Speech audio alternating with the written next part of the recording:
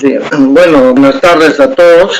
Continuando con este 23 Congreso de la Sociedad Peruana de Ginecología y Obstetricia, me toca presentar el día de hoy al doctor Michael Belfort, ¿no?, quien va a tratar el tema desórdenes del espectro de la placenta acreta. Y qué mejor, quién mejor que toque este tema si no es el doctor Michael Belfort, quien es especialista en medicina fetal e intervención fetal. Es jefe del Departamento de Ginecología y Obstetricia del Baylor College of Medicine y del Texas Children's Hospital. Entonces, y es más, el doctor Belfort es quien justamente es el autor de las guías para el manejo de la placenta acreta del Colegio Americano de Ginecología y Obstetricia, ACOG. Entonces, pues, tenemos la suerte de escuchar a este distinguido profesional que ha tenido la gentileza de estar presente con nosotros en este congreso. Adelante, doctor Michael Belfort. Buenas tardes, soy Michael Belfort y estoy contento de dirigirme a ustedes para hablar acerca del manejo de la placenta percreta. Trabajo en el Hospital para Niños de Texas, en el Centro Médico de Texas, y todos los edificios que ustedes ven en la figura y con este triángulo son parte de nuestro complejo hospitalario. Albergamos hospital para niños y para mujeres y tenemos bastante trabajo entonces en cuanto a la placenta percreta, como ustedes saben, y es una de las condiciones que con más frecuencia manejamos y que es muy importante en nuestra unidad. Yo creo que todos los que han estado en la práctica durante cierto tiempo ahora van a entender entonces la situación o cuál es la situación actual. Nos llaman a sala de operaciones y nos dicen: hay una enorme cantidad de sangrado, estaba haciendo esta operación cesárea repetida, es la segunda cesárea repetida y no tengo ninguna sospecha de algo, pero la vejiga está pegada al segmento anterior, entonces simplemente quise retirar la vejiga y empezó todo a sangrar, y la razón para ello es que había pues toda esta masa por debajo y muy frecuentemente entonces las personas no reconocen entonces la presencia de la placenta percreta y entonces se meten en problemas cuando encuentran este tipo de lesión. Ahora, hay que recordar que la FIGO ha hecho la clasificación para el diagnóstico clínico de la placenta acreta por los trastornos del espectro de la placenta acreta, y ahora se reconoce los grados 1, 2 y 3. Grado 1, que corresponde a una placenta con adherencia anormal o adhesión anormal. El grado 2 es una placenta anormalmente invasiva, que se suele llamar increta, y grado 3, que es a lo que nos referimos ahora esta tarde, es la placenta percreta. 3A está limitada a la serosa del útero, 3B tiene que ver con la vejiga urinaria y 3C que invade otros órganos y tejidos pélvicos. Entonces, esta es la nueva clasificación que estamos utilizando en la actualidad. Ahora bien, entonces es importante entender que la placenta con esta adherencia mórbida no se diagnostica en el 50% de los casos antes del nacimiento, y esto realmente genera temor. Un 50% de los casos terminan en sala de operaciones y usualmente cuando el equipo no está preparado para manejarlos. Ahora, es posible hacer este diagnóstico, y las áreas que más comúnmente vemos en la interfase de la placenta y la pared del útero, a esto corresponde, y hay dos signos mayores en esta interfase. Uno se llama el espacio claro ecolucente, y ustedes pueden verlo aquí con esta flecha en el lado izquierdo, y el segundo es el delineado de la vejiga o la línea de la vejiga. En el panel de la derecha ustedes pueden ver entonces que hay una línea blanca que claramente nos muestra entonces que se ha perdido esto aquí, y esto es delineado por la línea roja. Entonces la pérdida de esta línea blanca de la vejiga y la pérdida del espacio claro, entonces indican el área entonces donde la placenta ha invadido a través de la pared del útero y hacia la vejiga. Y aquí ustedes pueden ver claramente, esto es obvio ahora, con este tejido materno uterino entre la placenta y la vejiga. Y esto nos indica entonces que hay una placenta percreta correspondiente a la clasificación 3B. Otra característica son estas lagunas turbulentas en la placenta. Entonces esto es lo que aparece en estas flechas señalado. Y si tenemos el Power Doppler, vamos a ver entonces que la placenta percreta muestra mucho más vasculatura. Ahora, en la resonancia magnética, en las imágenes por resonancia magnética, frecuentemente vemos estas áreas de lagos o lagunas placentarias, como ustedes han hallado en las áreas de turbulencia de la placenta. Con el ultrasonido ustedes ven esta protrusión de la placenta hacia el segmento inferior, el cual está empujando hacia la vejiga, y a menudo podemos ver estas bandas negras. Entonces la resonancia magnética en nuestras manos no siempre es tremendamente útil para determinar la invasión en la vejiga. Habitualmente podemos determinar esto con el ultrasonido, pero es muy importante cuando comenzamos a ver una invasión más lateral, especialmente cuando se da la invasión tal como ocurre en este caso hacia las paredes laterales de la pelvis. Entonces, en el tema para hoy día, en lo que nos centramos ahora, hay que considerar el manejo de los grados A y B, 3A y B, según la PAS, y quiero enfatizar la necesidad de un manejo coherente, multidisciplinario, y quiero referirme también acerca del hecho que el manejo conservador, donde dejamos la placenta in situ, y luego retornar para darle un tratamiento o dar metotrexate o simplemente esperar a que se reabsorba este tejido, yo creo que esto es bastante riesgoso y casi siempre requerirá una cirugía definitiva. Hablaré un poco acerca del uso de balones, la embolización y la ligadura, las cuales que creo que no funcionan, y les mostraré por qué. Y voy a mencionar la resucitación, la oclusión con un balón endovascular para resucitación, y esto es algo que algunos programas están utilizando, y vamos a hablar acerca de sus indicaciones y sus riesgos. No voy a hablar acerca de la sangre total en este punto. Ahora, el posible manejo, los posibles abordajes, el tratamiento conservador es hacer una operación cesárea lejos del área de donde está la placenta, cerrarla y luego esperar. Ahora, dependiendo en cuánto tiempo desea usted esperar, algunas personas esperarán algunos días, luego irán de vuelta a la cirugía, algunos esperarán algunas semanas y verán qué sucede, o esperarán a ver qué sucede. Y la base racional para esto es que desean preservar la fertilidad, entonces utilizan la embolización, usan metotrexate. Algunas personas van a trabajar en el área de la inserción a través de una operación cesárea con excisión de la placenta. Algunas personas van a hacer una cesárea histerectomía por etapas, o planean hacer una histerectomía desde 48 horas hasta 14 días después con embolización del lecho placentario. Y lo que nosotros hacemos, y lo que mucha gente en los Estados Unidos hace, o la mayoría de la gente hace, es una cesárea histerectomía planeada sin ningún intento de retirar la placenta. Ahora, no soy un fan del manejo conservador debido a lo que les estoy mostrando acá, lo cual es una tasa muy elevada de complicaciones. Entonces yo creo que cuando dejamos la placenta in situ, tal como se presenta en este artículo publicado en el Alta Obstétrica y Ginecológica de Escandinavia,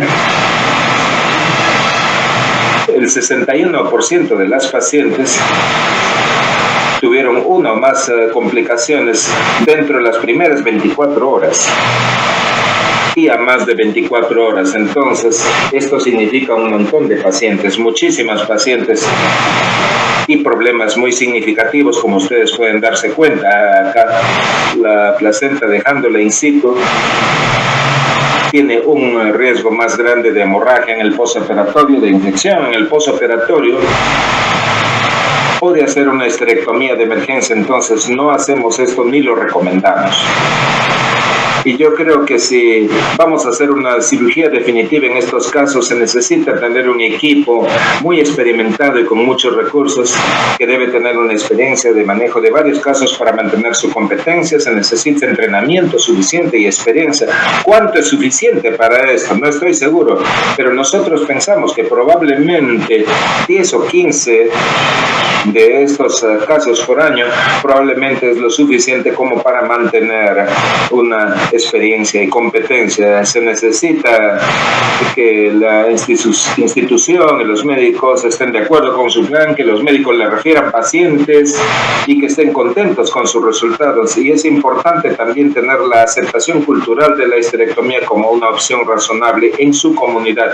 Si las pacientes rechazan ser sometidas a una histerectomía bajo ninguna circunstancia, o si no es aceptado por ellas, entonces ustedes no estarán en capacidad de hacer estos procedimientos. Entonces, ¿cuál es la composición de este equipo multidisciplinario? Necesitamos personal muy experimentado en sala de operaciones, un banco de sangre muy comprometido, necesitamos anestesiólogos expertos, urólogos expertos, alguien que va a hacer la cirugía, la histerectomía y la cesárea, y quienes las hacen. Aquí lo que importa es la experiencia y la competencia de este personal. Necesitamos tener disponible el radiólogo intervencionista, al cirujano de trauma, al cirujano vascular y, por cierto, necesitamos al neonatólogo para que vea al pequeñito. En nuestra institución ingresamos a los pacientes entre las 33 a 34 semanas cuando sabemos que se presenta esta complicación, y luego hacemos la cesárea histerectomía entre 34 a 35 semanas. Hacemos consultas a las personas necesarias que pudieran estar involucradas con la salud de los pacientes. Tenemos un núcleo de equipo que hace la cirugía. Siempre son las mismas personas. No decimos que cualquiera puede hacer esta cirugía, ya que queremos mantener la competencia de nuestro equipo. Tenemos una lista de verificación sobre la base de nuestro abordaje y la técnica quirúrgica que es estándar. ¿Y por qué tiene sentido? Tiene sentido porque no importa lo bien o lo buenos que sean sus planes, a menudo pueden salir las cosas mal. Por ejemplo, la mitad de las pacientes que hemos tenido en nuestro programa, aun cuando planeamos hacer el procedimiento de 33 a 35 semanas, dan a luz más tempranamente debido a alguna emergencia. Entonces, esto significa que se necesita que den a luz debido a alguna otra emergencia o el sangrado. Entonces, yo creo que es muy importante cuando usted enfrenta estas situaciones de emergencia, tener un equipo que se conozca bien entre sí y que estén en capacidad entonces de hacer la cirugía necesaria en un contexto de emergencia. Este es un artículo que publicamos evaluando nuestros resultados. El 46% de las mujeres que fueron programadas para dar a luz a 34 o 35 semanas terminaron en una cirugía de urgencia mucho más temprano. Y cuando se hace esto, tenemos un mayor riesgo de composición de morbilidad materna. Se necesitan más productos derivados de la sangre. Hay síndrome de distrés respiratorio en los bebés debido a que nacieron más tempranamente. Y vemos que el único predictor independiente al hacer la regresión logística fue el tener 2 o más operaciones cesáreas previas. Esto como predictor de este parto como emergencia. Ahora, ¿cómo preparamos entonces? Es muy importante tener un acceso endovenoso adecuado, una línea arterial, una línea central, tener sangre disponible en sala. Pues tenemos un protocolo para transfusión masiva que ya está establecido, está listo para ser activado en el momento. Hacemos la cirugía con anestesia general, endotraqueal. y de ser posible hacemos la operación cesárea utilizando una anestesia epidural. La idea es evitar la anestesia para el bebé. Obviamente es importante tener dispositivos de compresión secuencial, profilaxis de trombosis venosa profunda. Controlamos la temperatura en sala de operaciones y la temperatura corporal de la madre a 38 grados, lo cual es interesante debido a que es muy importante entonces que la paciente no se enfríe. Es casi imposible revertir una coagulopatía en una paciente que tiene coagulación intravascular diseminada y que está en temperatura fría. Entonces, mantener la sala en una temperatura normal y mantener la temperatura de la paciente alrededor de la temperatura corporal normal. En estos casos en donde sospechamos que pudiera haber una pérdida de sangre masiva, y esto es muy raro, entonces colocamos una cubierta en la arteria femoral y colocamos un catéter con balón. Aunque es muy raro y realmente muy pocas veces lo hacemos, pero es algo que nosotros deseamos explorar como posibilidad. Lo que hacemos en todos los casos es colocar stents en los uréteres, implantes en los uréteres. Esto es algo que hacemos en prácticamente todos los casos y realmente es de gran ayuda. Se hace la cistoscopía y colocamos stents en los uréteres y podemos ver entonces la base de la vejiga también y ver cómo es el tipo de compromiso, si está cerca del trígono y qué se puede esperar entonces cuando llegamos a la cirugía. Y quiero decirles que yo no creo que los balones al interior de la arteria ilíaca tengan sentido. Hay un artículo que esencialmente dice que los balones no reducen el número de transfusiones de glóbulos rojos y que realmente no hace gran cosa de diferencia. ¿Y por qué es esto? Aquí podemos ver entonces el compromiso arterial en alguien que tiene compromiso bilateral o ligadura bilateral de arterias ilíacas, y cuando se irriga la aorta, se hace el aortograma, vemos entonces que la arteria ilíaca interna está completamente reconstituida por debajo del nivel de la ligadura. Esto por las colaterales, por las ramas colaterales. Entonces, ¿qué hacemos cuando ligamos o colocamos un balón en la arteria ilíaca interna? Simplemente es hacer un shunt, un desvío de la sangre, la circulación más profunda, que va a llenar nuevamente la arteria ilíaca interna en una modalidad retrógrada. Hay una serie de vasos colaterales en anastomosis, y aquí ustedes pueden ver qué tan rica es esta red de anastomosis. Podemos ver la arteria ilíaca externa que envía colaterales hacia la glútea superior a través de la arteria circunfleja, la arteria mesentérica inferior envía colaterales a través de la arteria rectal superior, y la ilíaca externa a través del obturador a través de la epigástrica inferior. Entonces podemos observar que la arteria ilíaca externa realmente suministra a la arteria ilíaca interna a través de toda esta red distal de anastomosis. Y si nosotros vamos a tratar de desvascularizar el útero por completo, entonces necesitamos comprimir la aorta por encima de las arterias gonadales y por debajo de las arterias renales, donde usted puede ver aquí esta marca.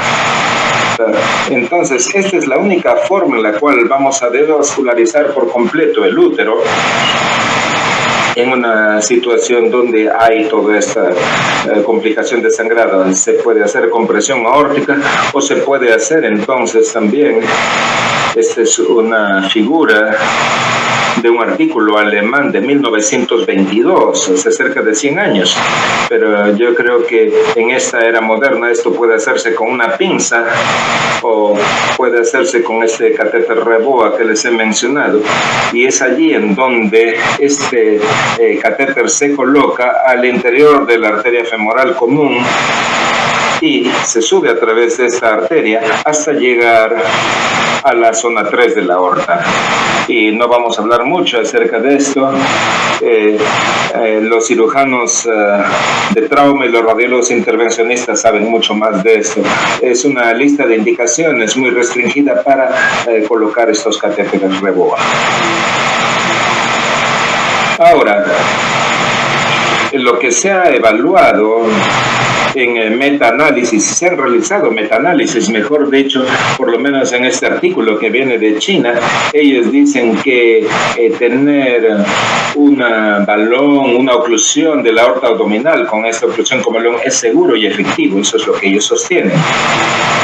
Les he hablado acerca de por qué colocamos stents, nos hacen la vida mucho más fácil, particularmente cuando hay demasiada sangre a nivel de los uréteres. Ahora, hablemos de la técnica para el manejo de la placenta percreta. Entonces, hemos desarrollado una técnica en donde abrimos el abdomen y exteriorizamos el útero con el bebé al interior del mismo y evitamos entonces el área de la percreta y hacemos una incisión en el fondo y sacamos al bebé completamente lejos de la placenta, no tocamos la placenta. Entonces aquí ustedes pueden ver cómo hacemos esto en una forma casi sin sangre, y al hacer esto en esta manera, entonces colocamos 4 suturas a través del grosor del útero. Y esto crea entonces un área de hemostasia. Luego abrimos esta área hacia abajo de las membranas. Colocamos estos clamps, estas grapas, y luego utilizamos este dispositivo, una especie de grapador, para abrir el útero en una modalidad sin sangrado. Entonces noten ustedes que hay una muy pequeña pérdida de sangre utilizando este engrapador. Y una vez que hemos hecho esto, entonces sacamos al bebé y cerramos el útero.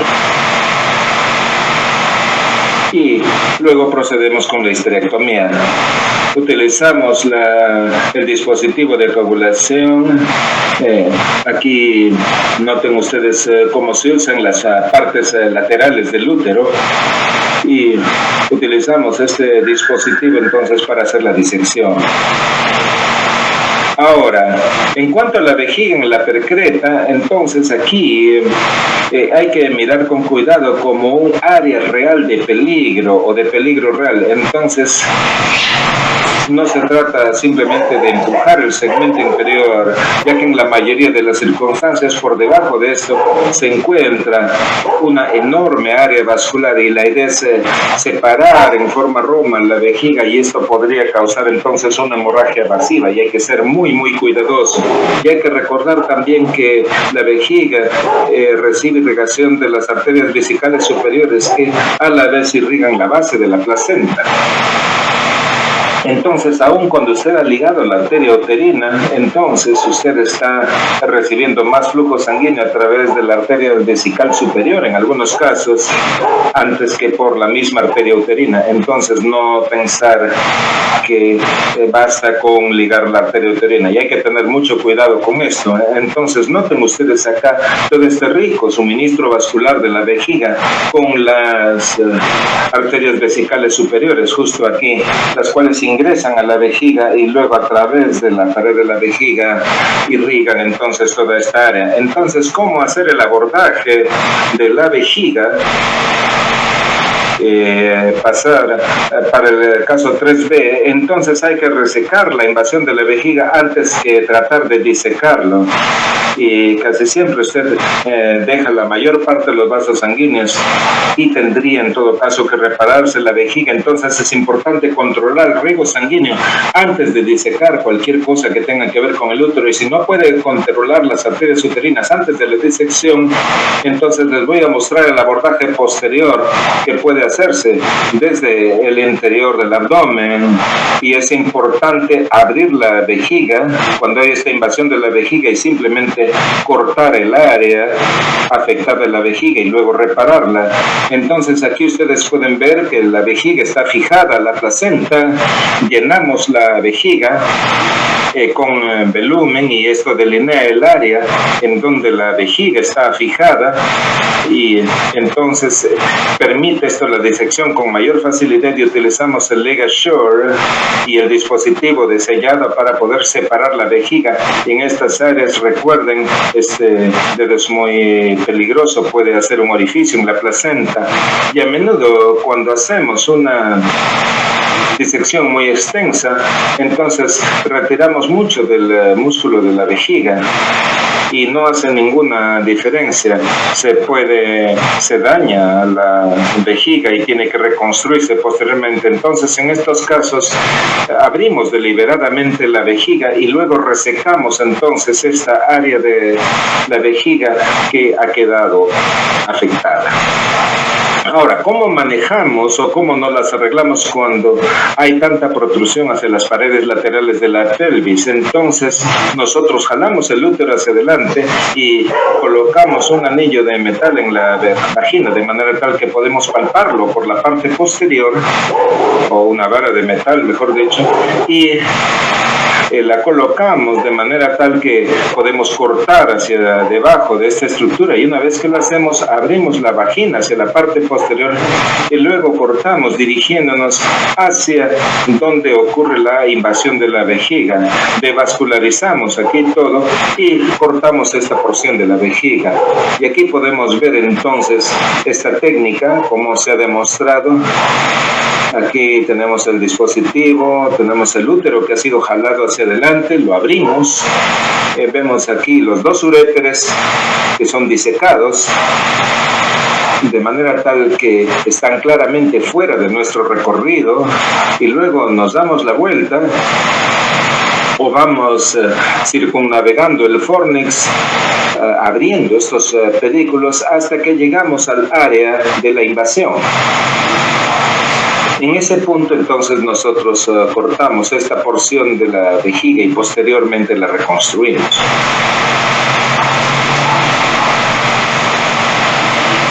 Entonces, aquí ustedes pueden ver cómo seguimos en este trayecto, este recorrido, retirando el útero conforme avanzamos hacia adelante. Vemos aquí dónde está la percreta.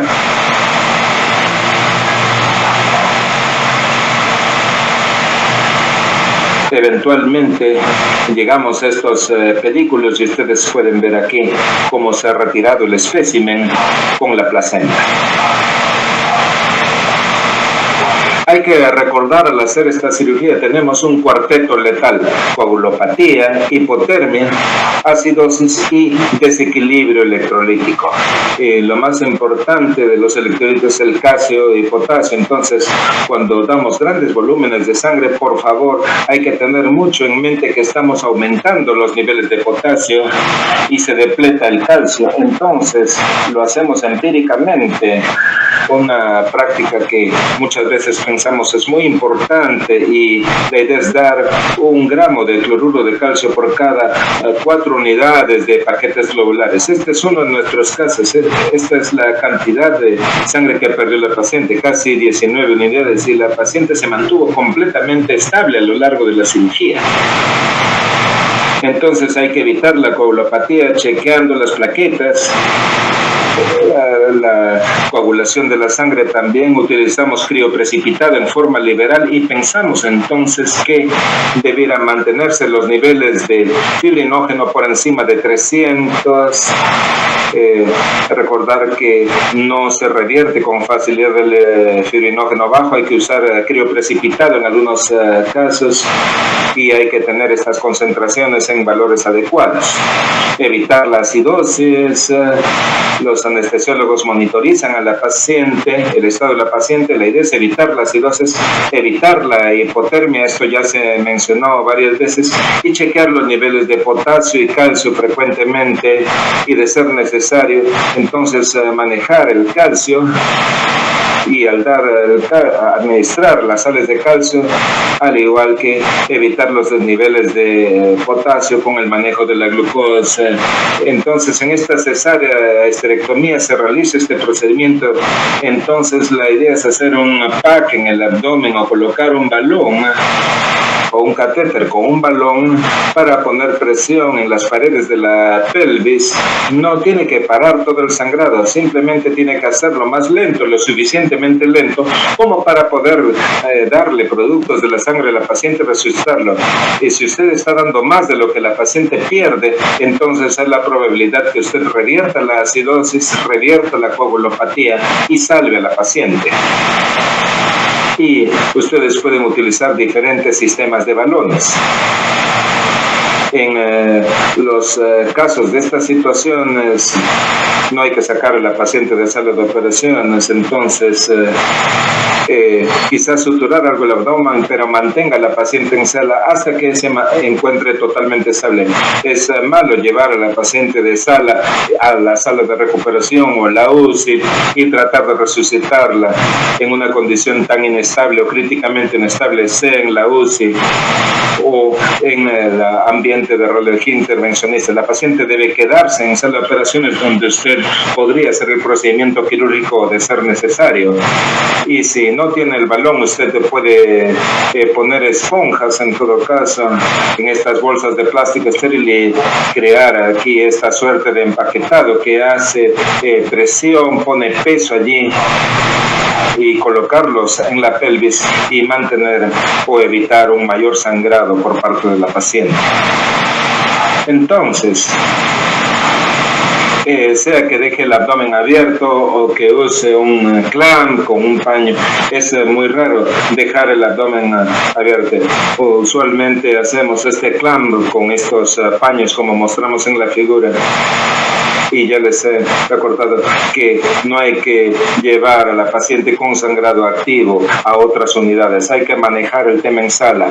Algo acerca del uso de metotrexate, simplemente no lo haga, no use metotrexate, no tiene ningún sentido, no disminuye los niveles de HCG en mayor velocidad y más bien pone a la paciente en riesgo. Entonces yo no soy hincha del uso de metotrexate para la placenta percreta. Muchas gracias por su atención. Ha sido un placer para mí presentarles esta charla. Muchas gracias.